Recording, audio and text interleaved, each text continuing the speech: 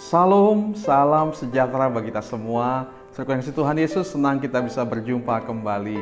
Hari ini kita akan bersama-sama merenungkan firman Tuhan yang terambil dari surat Kolose pasal 1 ayat yang ke-24 sampai dengan ayat yang ke-29. Ini bukan kelanjutan dari pembelajaran kita minggu-minggu yang lalu.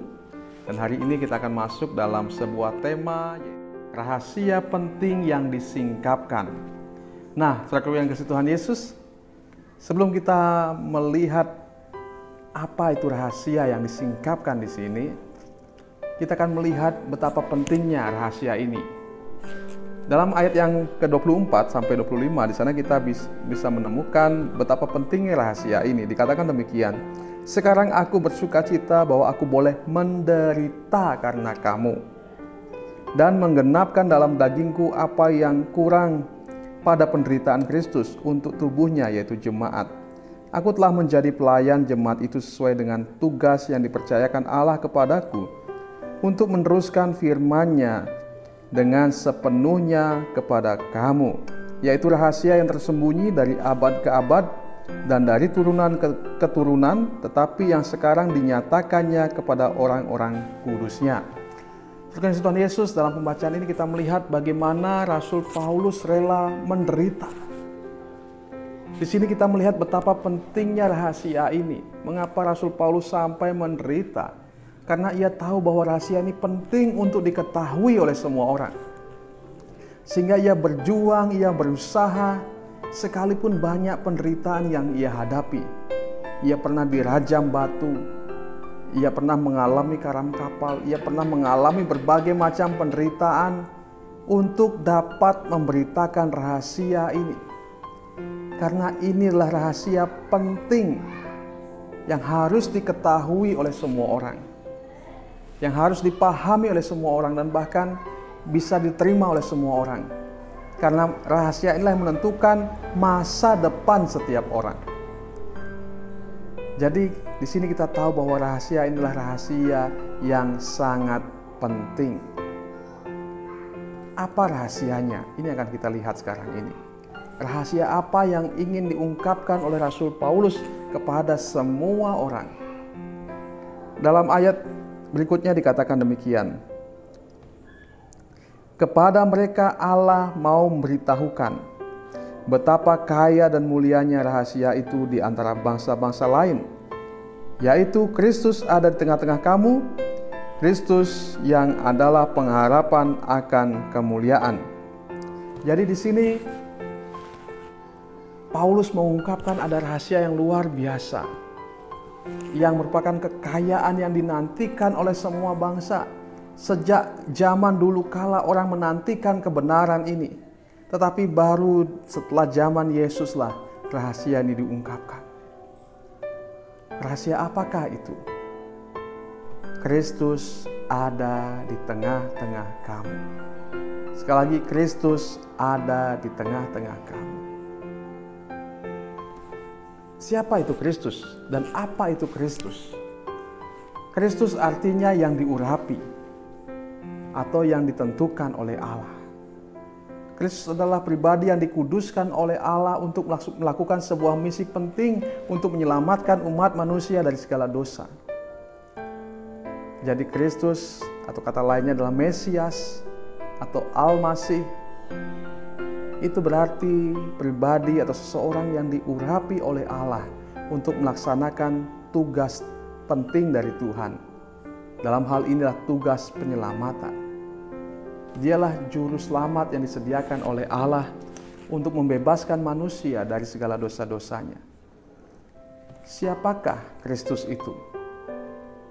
Sehingga dikatakan bahwa Kristus ada di tengah-tengah kamu. Jelas firman ini menunjuk kepada Yesus Kristus. Sebagaimana dikatakan dalam ayat-ayat sebelumnya. Yesus Kristuslah yang dimaksudkan oleh Rasul Paulus di sini. Bahwa ada rahasia penting di mana orang yang diurapi Allah itu ada di tengah-tengah kita. Atau Sang Penyelamat itu ada di tengah-tengah kita. Yaitu Yesus Kristus.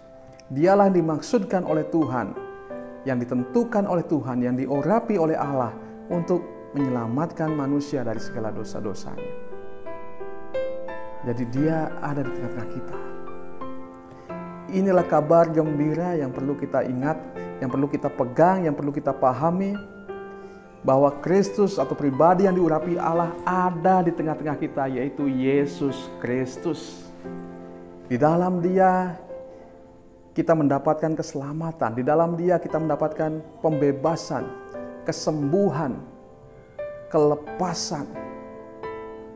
Sebagaimana yang kita lihat dalam kitab Injil, bagaimana Kristus mengadakan mujizat demi mujizat.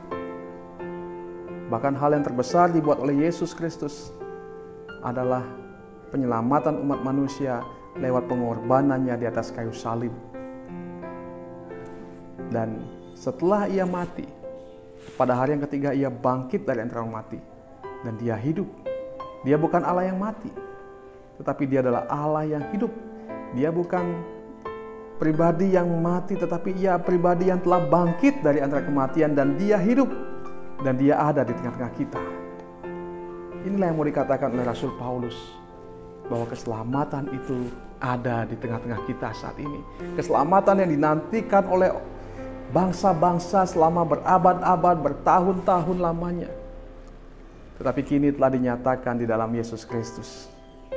Inilah berkat yang besar disediakan Allah kepada umat manusia, yaitu keselamatan. Sebagaimana dikatakan dalam Yohanes 3:16, karena begitu besar kasih Allah akan dunia ini, sehingga ia mengaruniakan anaknya yang tunggal, supaya setiap yang percaya kepadanya tidak binasa, melainkan beroleh hidup yang kekal. Di dalam Yesus kita menemukan rencana Allah yang luar biasa. Sebab dialah yang diurapi oleh Allah. Dialah yang ditentukan oleh Tuhan. Dialah yang dikuduskan untuk melaksanakan rencana dan misi Tuhan yang luar biasa itu. Hal yang kedua yang kita lihat di sana adalah, selain Kristus ada di tengah kamu, Kristus adalah pengharapan kemuliaan. Jadi Kristus yang ada di tengah-tengah kita inilah pengharapan akan kemuliaan. Dosa membuat manusia menjadi makhluk yang hina. Padahal Tuhan menciptakan manusia adalah pribadi yang luar biasa, serupa dan segambar dengan Allah. Tetapi karena dosa, manusia yang mulia ini menjadi makhluk hina, menjadi makhluk yang kotor, yang najis, yang tidak layak di hadapan Tuhan. Tapi syukur pada Allah melalui Yesus Kristus. Di dalam Dia ada harapan, ada pengharapan kita akan menerima kemuliaan. Semua orang telah berbuat dosa dan telah kehilangan kemuliaan Allah, kata Rasul Paulus. Upah dosa adalah maut atau kebinasaan. Tetapi syukur kepada Allah di dalam Yesus Kristus, kita ada pengharapan kemuliaan. Artinya kita akan dipulihkan kembali. Hubungan kita dengan Allah dipulihkan kembali. Sehingga kita menjadi anak-anak Allah, ahli waris kerajaan Allah. Kita adalah warga kerajaan sorga. Sebagaimana dikatakan dalam ayat sebelumnya, kamu yang dahulu adalah warga kegelapan, diangkat menjadi warga kerajaan anaknya yang kekasih. Sungguh luar biasa. Dulu kita ada di dalam kegelapan dan kini ada di dalam terang di dalam Yesus Kristus. Inilah berkat atau rahasia yang luar biasa yang dijanjikan Tuhan, yang diberikan Tuhan di dalam Yesus Kristus. Dia ada di tengah-tengah kita, dan di dalam Dia kita ada pengharapan akan kemuliaan itu. Di mana dosa kita telah dihapuskan, dosa kita telah diampuni, sehingga kita layak di hadapan Allah. Kalau kita layak di hadapan Tuhan, berarti kita adalah anak-anak Tuhan, dan kita adalah ahli waris kerajaan Allah. Seperti dikatakan tadi dalam Yohanes 16, supaya setiap orang yang percaya kepadanya tidak binasa, melainkan beroleh hidup yang kekal. Semua itu kita dapatkan dalam Yesus Kristus. Inilah berkat yang luar biasa yang diberikan oleh Allah. Inilah rahasia yang dinantikan oleh setiap orang, yaitu keselamatan yang disediakan oleh Allah. Manusia berusaha untuk membebaskan diri dari dosa, tetapi sejauh manakah manusia bisa bebas? Tapi syukur pada Allah, Dalam Yesus Kristus, Allah sendiri membawa keselamatan itu kepada kita melalui Tuhan Yesus Kristus. Dia sendiri menjadi korban untuk menebus dosa kita.